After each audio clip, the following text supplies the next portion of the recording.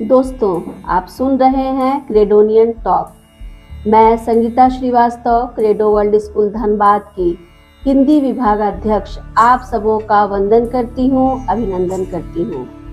आज के इस एपिसोड में हम बात करेंगे भारतीय संस्कृति के महत्वपूर्ण पर्व मकर संक्रांति के बारे में। हम जानेंगे मकर संक्रांति के इतिहास, परंपरा एवं वैज्ञानिक महत्व के बारे में। हमारे साथ अपने विचारों को साझा करेंगी कक्षा 9वीं की छात्रा तनुषा मल्लिक। तनुषा, बहुत बहुत स्वागत है आपका। क्या आप हमारे श्रोताओं को बता सकती हैं कि मकर संक्रांति का त्यौहार क्यों मनाया जाता है? धन्यवाद मैम। आप सभी को मेरा प्रेम भरा नमस्कार। हम जिस त्यौहार पर चर्चा करेंगे वह है मकर संक्रांति। मकर संक्रांति को मनाने के पीछे मुख्य रूप से आध्यात्मिक, खगोलीय और प्राकृतिक कारण जुड़े हैं। यह त्यौहार सौर चक्र और पृथ्वी की स्थिति के आधार पर मनाया जाता है। तो चलिए अब हम सबसे पहले जानते हैं कि इस त्यौहार को मनाने के पीछे मुख्य रूप से खगोलीय व प्राकृतिक कारण क्या है। सूर्य का धनु राशि से मकर राशि में प्रवेश, जिसे सूर्य का उत्तरायण भी कहा जाता है, एक बहुत बड़ी खगोलीय घटना होती है। इस दिन के बाद दिन और रात की अवधि में बदलाव हो जाते हैं।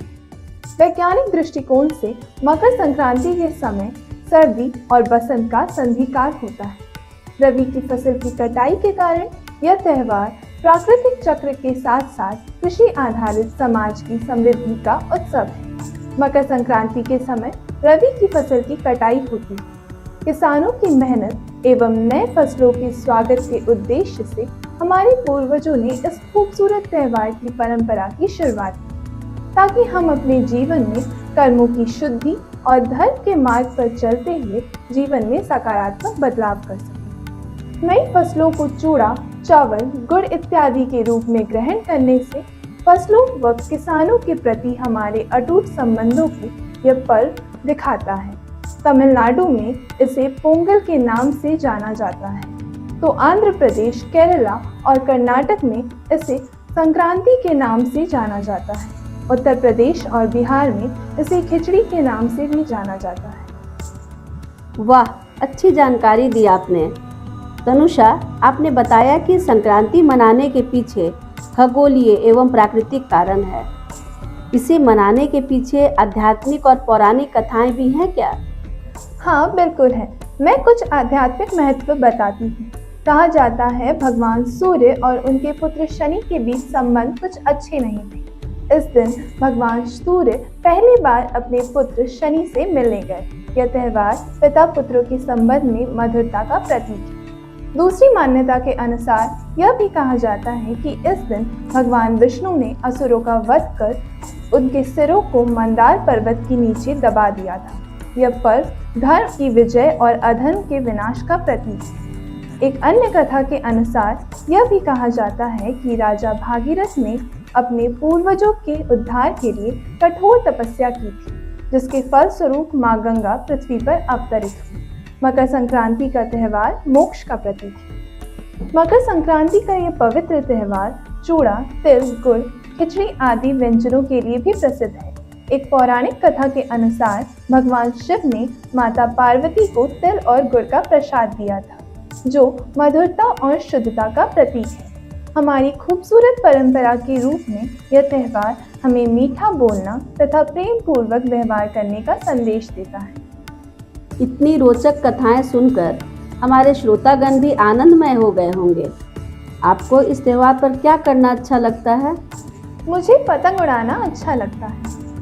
हाँ, मैंने भी देखा है। उस दिन हमारा व्योम रंग बिरंगे पतंगों के कारण खूबसूरत छटा बिखेरता है। कई लोग पतंग उड़ाते हैं, ऐसा क्यों? पतंग उड़ाना मकर संक्रांति की परंपरा का एक हिस्सा है। यह न केवल मनोरंजन प्रदान करता है, बल्कि सामाजिक और स्वास्थ्य लाभ भी देता है। पतंग उड़ाने को सूर्य की किरणों से स्वास्थ्य लाभ करने और शरीर को सक्रिय रखने का माध्यम माना गया है।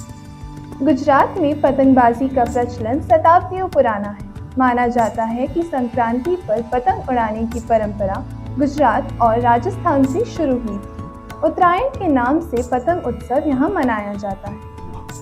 पतंग उड़ाने का उल्लेख प्राचीन भारत साहित्य में मिलता है। जो आकाश से जुड़ने और आंतरिक उन्नति का प्रतीक माना जाता है। यह त्योहार विभिन्न समुदायों को एक साथ जोड़ने और उत्सव में भागीदारी का माध्यम प्रदान करता है। आपको क्या खाना पसंद है? मुझे तिल और गुड़ के लड्डू खाना पसंद है, क्योंकि तिल और गुड़ के सेवन से शरीर में गर्मी आती है एवं रोगों को नष्ट करने की क्षमता इनमें होती है। इसलिए इस त्योहार में तिल और गुड़ खाने की परंपरा है। बहुत बढ़िया तनुषा, आपने मकर संक्रांति के पावन पर्व के पीछे के रहस्यों की रोचक जानकारी साझा की। आपको बहुत बहुत धन्यवाद। मेरे प्रिय श्रोतागण, आशा करती हूँ कि आपको हमारा यह एपिसोड पसंद आएगा। क्रेडोनियन टॉक के अगले एपिसोड के साथ हम जल्द मिलेंगे। तब तक के लिए धन्यवाद। नमस्कार।